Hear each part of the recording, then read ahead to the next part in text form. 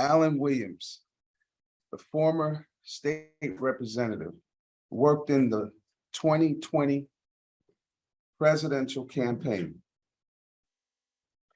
of the Housing and Department of Urban Development, has tapped Alan Williams, a former member of the Florida House of Representatives, for a key post. Williams was named Deputy Assistant Secretary for Intergovernmental Relations in the Office of Congressional and Intergovernmental Relations. Alan Williams has served in the legislature from 2008 to 2016, at which point he was term limited. During his time in the House, he chaired the Florida Legislative Black Caucus and worked as House Democratic Whip from 2012 to 2016. He later ran unsuccessfully for Leon County Supervisor of Elections. He has worked since 2017 as government relations consultant for MEON regulatory and legislative attorneys. During his political career, Williams has served as Secretary of the National Black Caucus of State Legislators, a member of the White House Legislators Working Group on Middle Class Economics. The National Black Caucus of State Legislators in 2014 named Alan Williams as its National Legislator of the Year. Alan Williams has also held seats on many advisory boards, including Leadership Florida, Leadership Tallahassee, Bethel Community Development Corporation, Board of Directors, the Leon County chapter of the Florida A&M University National Alumni Association, and the City of Tallahassee Airport Advisory Board. We are so delighted to have, once again, Deputy Assistant Secretary Alan Williams as a luncheon keynote speaker. Enjoy your lunch and be empowered by this great presentation.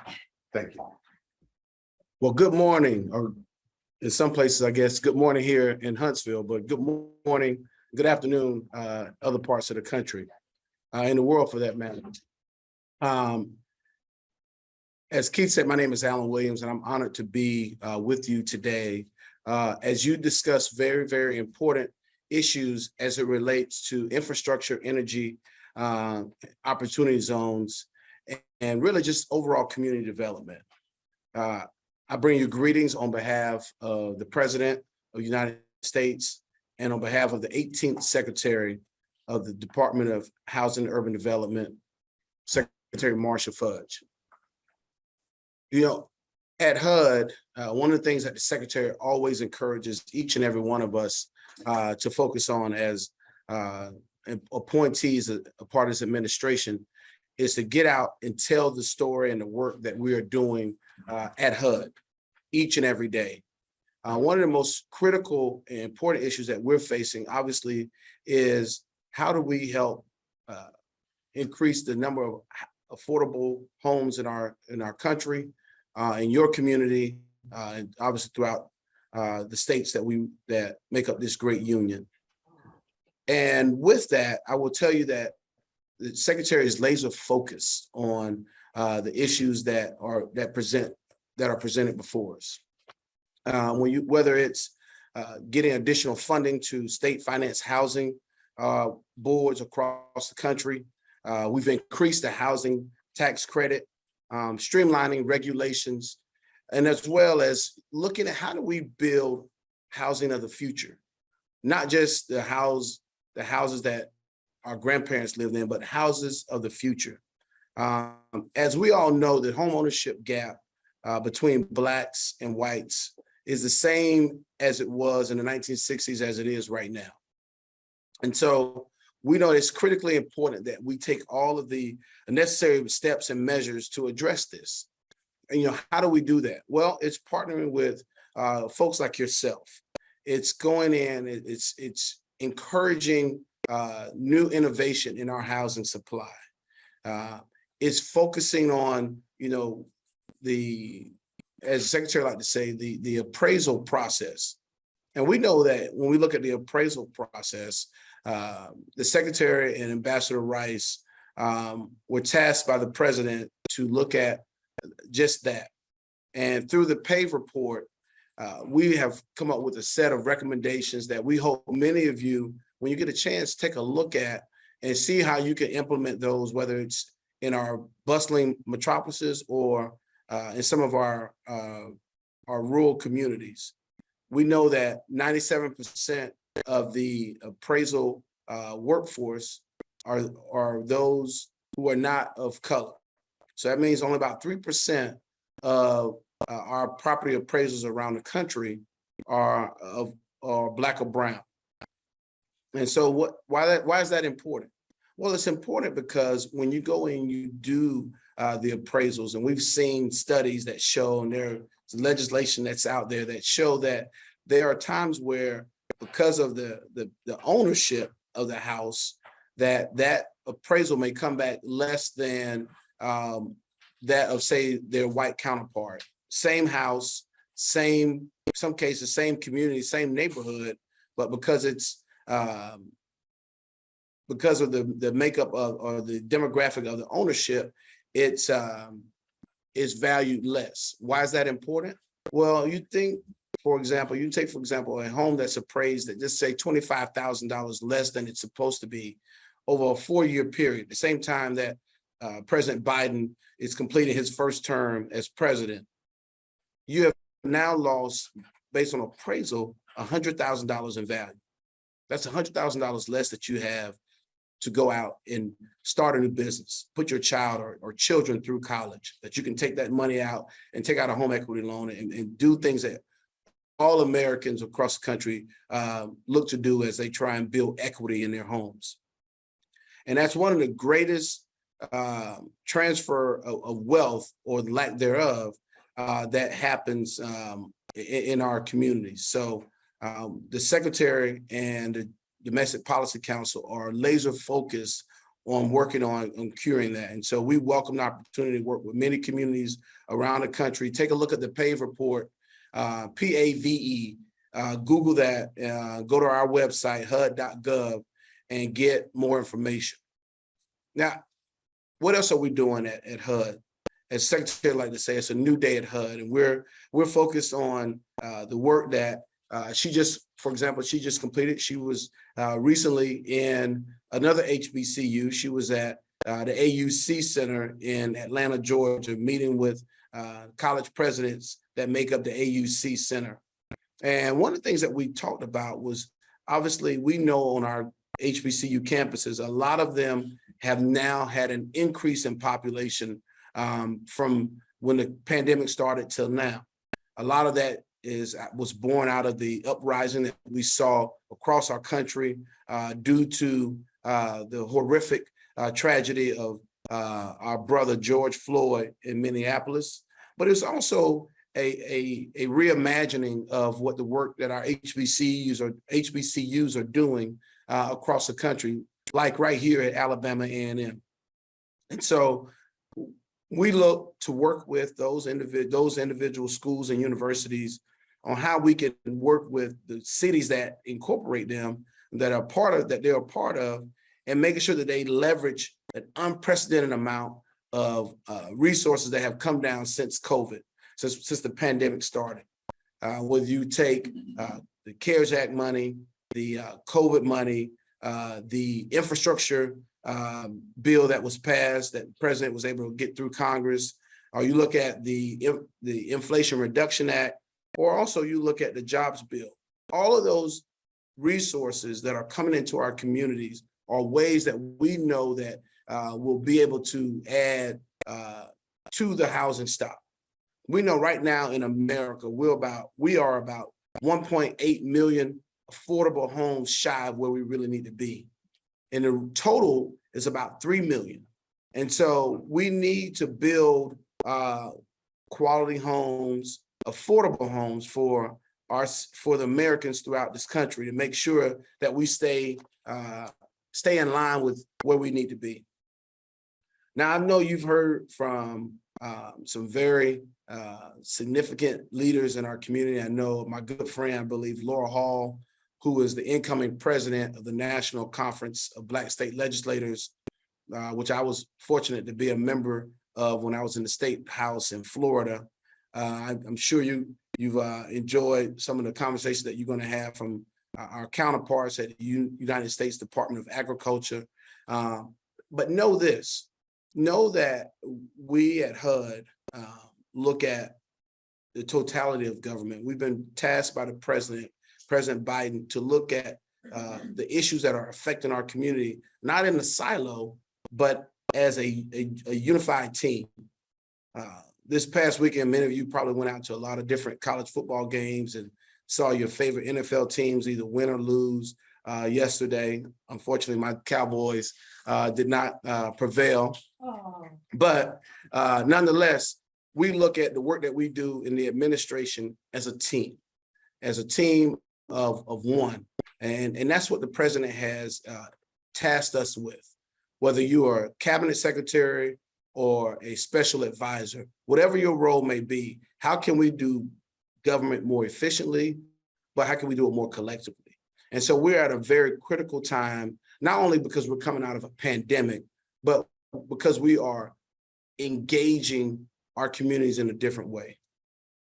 And so I would tell you, as you go through this conference, whether you're virtual or whether you're in person or what have you, dare to think differently, dare to innovate, dare to question, dare to stimulate others' ideas around infrastructure and creating new communities in our country. Dare to be those, as John Lewis would say, those of good trouble. But be good trouble as it relates to how do we create new opportunities for those communities that have been left behind.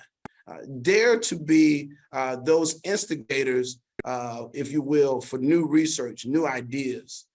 Dare to really be provocateurs of issues that sometimes get swept under the rug. And when you do all of this, when you dare to be great, when you dare to be a collective unit, a collective body at this conference, and when you leave this gathering, dare to not allow this this program to stay on the shelf. Don't be those individuals that are thankful that they got the information and not share it with others. As my pastor would say, don't be obese with the knowledge that you receive here. Go out and share it with others. And when you do that, we know that hopefully the information that you're getting here, like you got last year, and you will gather next year, will be information that doesn't just sit on the shelf. It's not just another great research opportunity, but it's an opportunity to really take and move our communities forward. So I want to share with you just real briefly some of the things that we are proud of and the things that we've been doing at HUD and that we think are critical to moving the needle forward. This past year, we've worked diligently to reinforce and broaden the federal housing safety net for people in need. The Secretary has advanced the housing equity as a way of improving choices and greater economic opportunity. And what do I mean by that? Not only have we focused on the appraisal process, but we're also looking at how do we work with, especially our students coming out of our HBCUs and other colleges and universities, how can we get them into home ownership? And so you may have seen middle of last year where the Secretary announced that they were going, when you look at the debt to equity ratio on Fannie and Freddie Mae and Freddie Mac's loans, that the first 40,000 that students have in their loans are not counted toward their debt to equity ratio. And for many, that's a big difference. That's a big issue. And now the president has gone even further to forgive many of those student loans that are out there. And so what's critical about that is that we are now trying to get individuals into homes that otherwise could not have done it. And when you think about the work, think about that for a second. You think about those who go out and rent a home, and rent an apartment, sometimes in communities where they're renting for $1,500, $1,600, maybe twice that. Those are individuals that definitely are credit worthy and can go in and purchase that first home or that forever home in some cases. And so those are some of the things that we're looking at. As you know, HUD administers over more than 200 housing programs, and our agency's priority goals are to reduce homelessness, remove lead-based paint hazards, and you've seen that with the work that the Secretary has done across the country, most recently in the Baltimore, Maryland community. Enhanced rental assistance. We know that during the pandemic, we were able to keep folks in their homes, in their communities, due to the rental assistance that they were able to receive. We want to promote economic opportunity for HUD-assisted residents. And most of all, we want to continue focusing on the efforts of the president to bring us out of this pandemic stronger and better than before we went into it. And so we're proud that we were able to move almost 6 million Americans to 2 million delinquent homeowners impacted by COVID-19 through our forbearance programs and other programs. We implemented and streamlined tools to support sustainable, affordable home ownership through the Federal Housing Administration. And we've also re-implemented funding for our HBCUs, most notably, most recently, Texas Southern and Howard University being the recipients of those awards.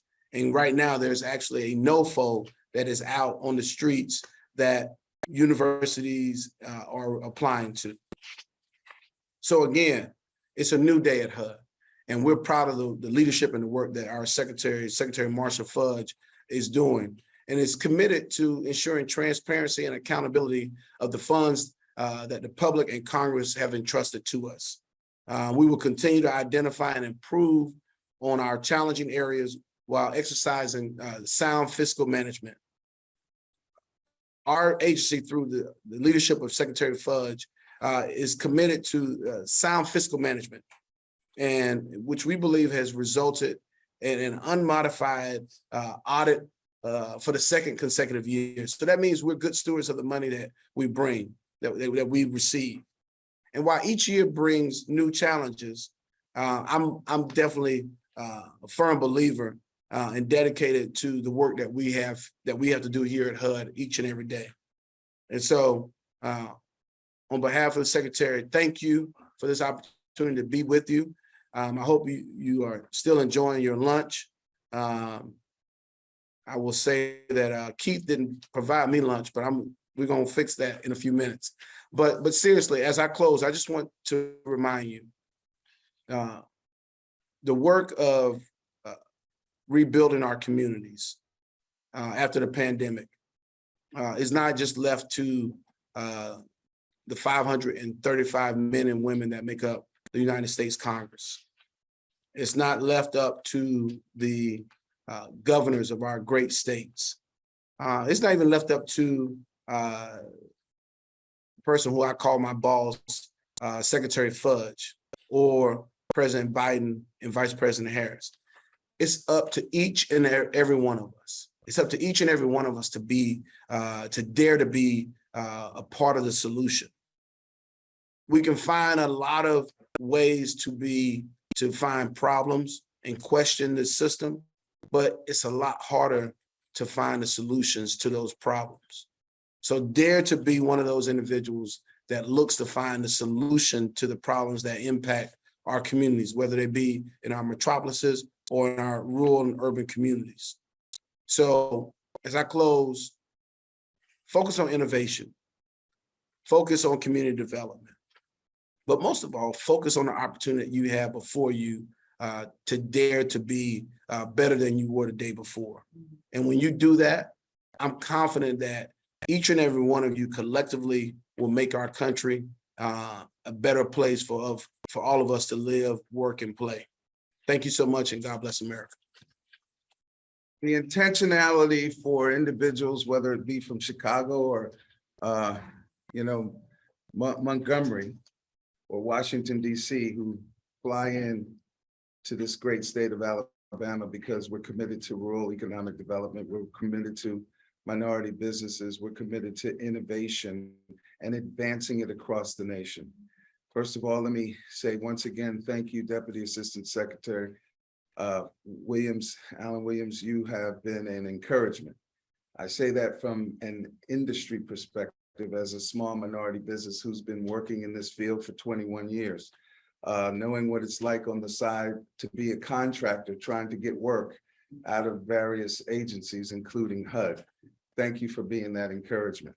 Not only for you being here, giving us your time with the keynote for the luncheon, but also making yourself available as you're here to learn more and learn about the conversations going on that HUD you can bring back to Washington and also bring to the boardroom and the secretary so that we can continue to be intentional to do good trouble of advancing our community's well-being post-pandemic.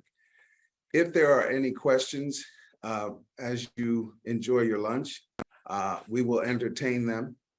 I will start by just asking what's top of mind, Secretary, just to Deputy Assistant Secretary, to in HUD's focus around rural development and housing.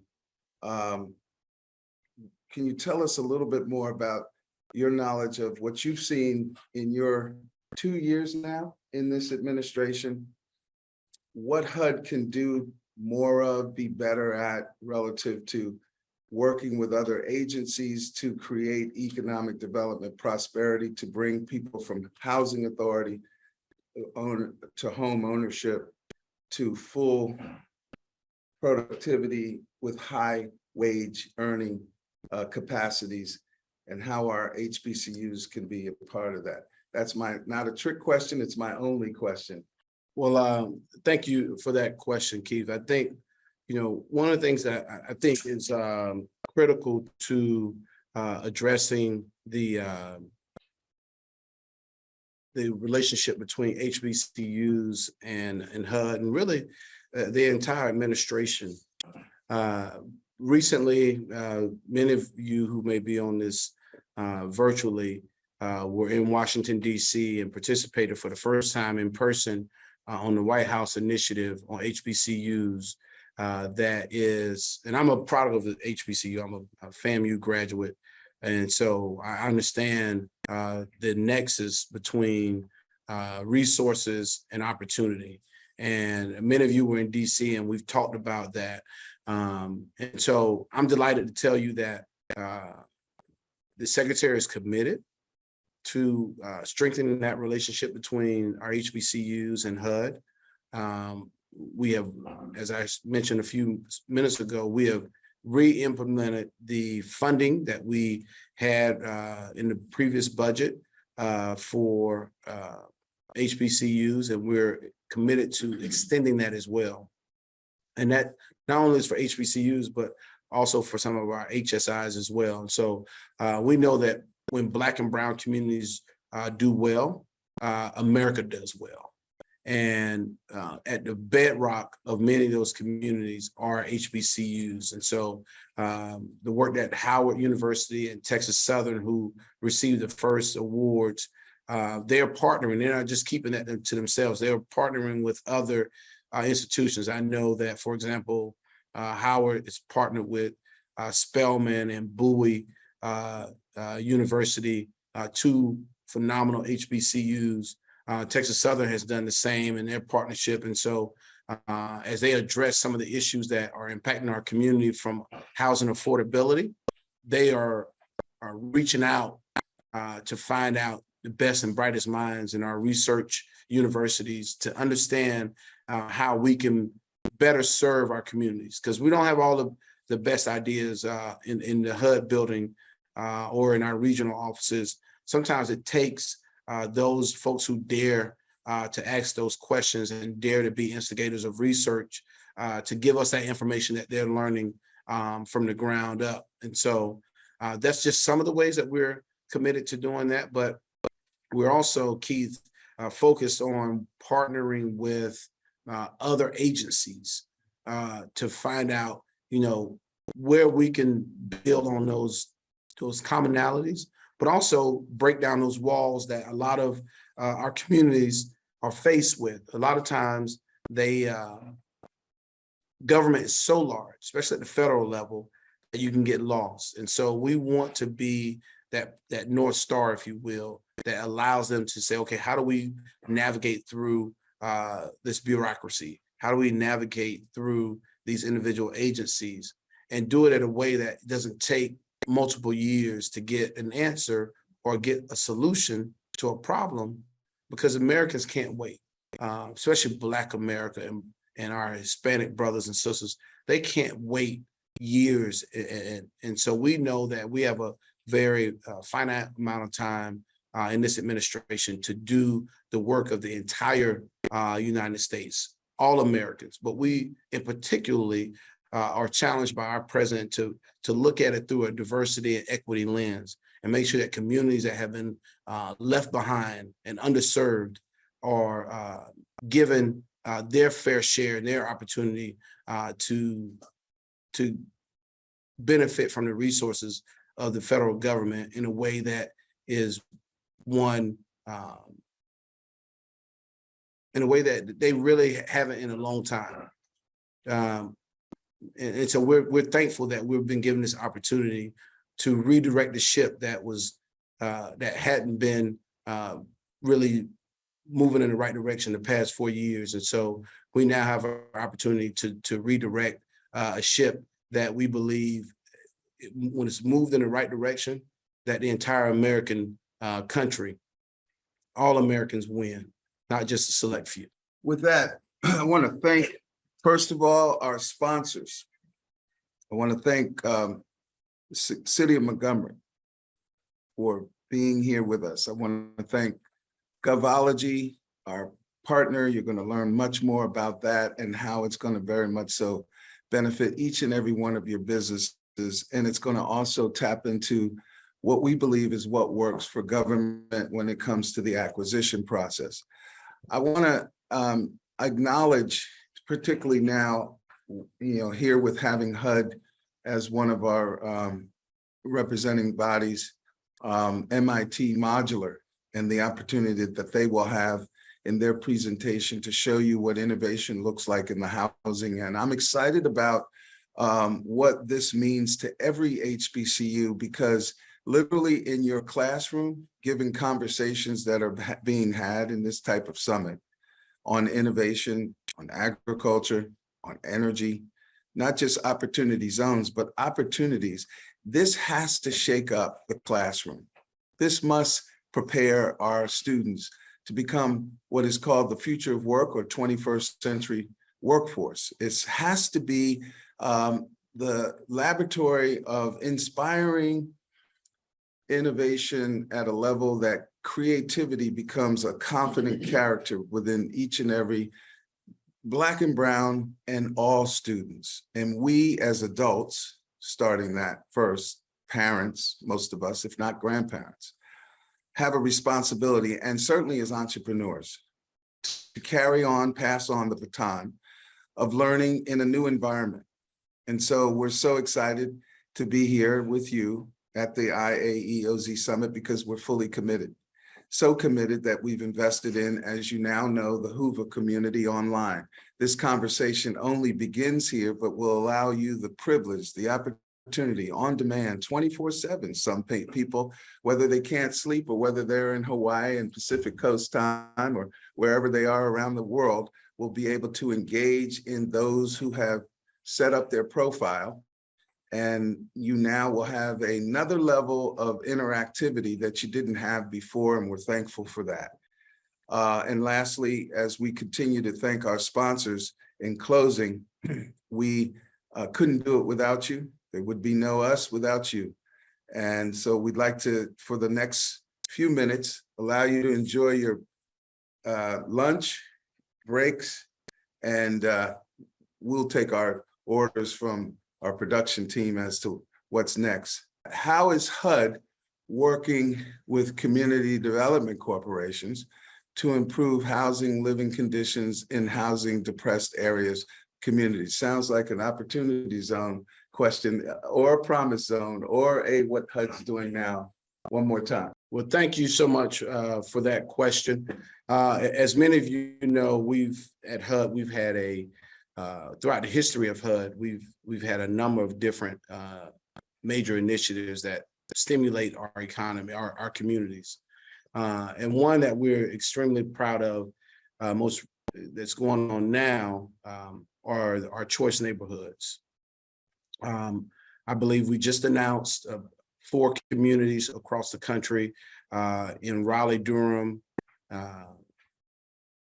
Knoxville, trying to remember off the top of my head the other 2 communities, but we just announced those choice neighborhoods. I believe, I want to say Toledo, but don't hold me to that. But nonetheless, we encourage our communities to go in, apply for the choice neighborhood planning grants. That's kind of the first step. And it looks at ways that you can take not only the resources that HUD can provide, but it challenges you as a community not to think about where what you need today, but think about what your community needs 20, 30 years down the road. There's a great quote that I love, and I'm a big sports person, by Wayne Gretzky. He talks about, don't skate to where the puck is, skate to where the puck is going. And so I believe that choice neighborhoods is one of those opportunities that allow communities to go where the puck is, where it's going, and where the community is going. In addition to that, we obviously are working and partnering with our housing authorities around the country. We have a number of initiatives that we are working through and fund our housing counseling agencies, Urban League, our friends, Mark Morial and our friends over at the National Urban League do a great deal of work across the country, providing quality housing counseling to those individuals looking for home ownership. But as it relates to our depressed communities, we are working with members of Congress, our mayors. My role as intergovernmental affairs is to make sure that our mayors and governors have the resources they need and the technical assistance they need to address some of these issues. And again, I go back to this unprecedented amount of money and resources that Congress has given out over the past 3 years since we've been impacted by the pandemic, to help reimagine what your community looks like. And now we're looking for new homes, we're also looking at preservation of our housing stock that is already in place. What can we do to weatherize grandmother's house? What can we do to make sure that these communities are impacted with lead? How can we go back in and help correct some of that, those issues that are not only housing issues, but they're environmental issues. When those communities are impacted by these outdated technologies that we now know are caused to poor health outcomes, we have to do something about it. And so obviously we're working with our regional offices, we're working with our state offices, our field directors, to go out and address these issues. And I will tell you that after going through the pandemic, a lot of our public housing developments, as they go through their REACT scores, that's now back online and with full thrust of the agency behind it, because there was a time where there was they didn't get those REACT scores done or REACT testing done. But now that's changed. We're obviously doing that again. And so we're finding that there's areas that we need to do better in. But it also it's not just HUD, it's a collective spirit to do this together.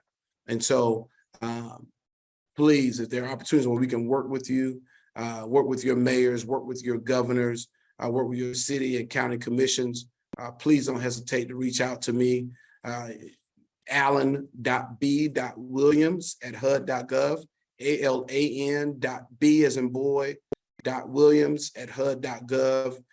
We look forward to hearing from you and working with you.